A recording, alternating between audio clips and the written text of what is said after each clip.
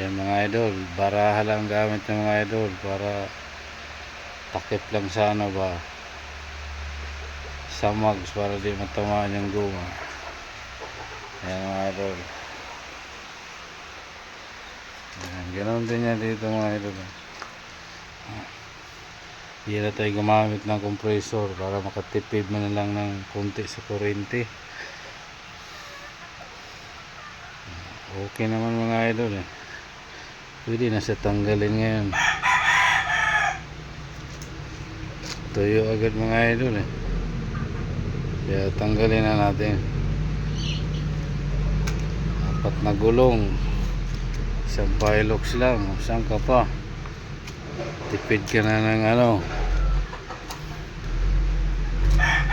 500.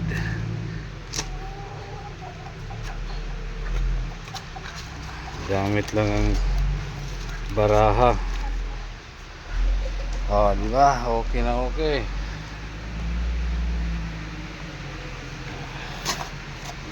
Tanggalin na natin yan para dito na magjajaryo yung mga idol.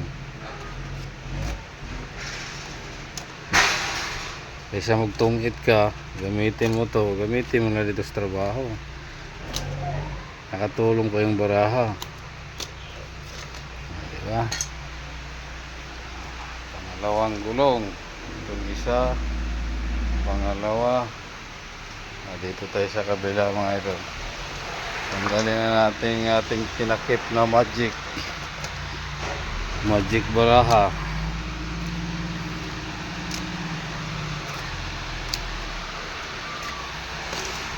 Para lang tayo namitas ng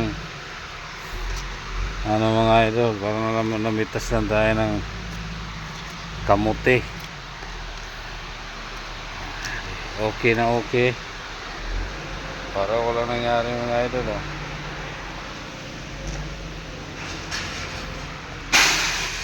4 na gulong. Tanggalan na natin ang ano yan.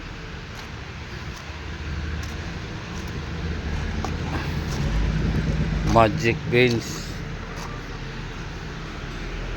Sinong mag-akala mga idol na yung baraha pwede pala itakip sa pagpipintura ng mugs. Ayos na ayos.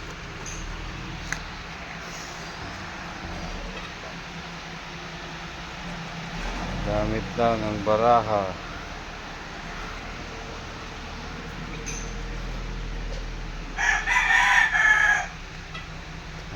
Hugas na lang. Pwede na naman itakbo ulit sa Bisaya.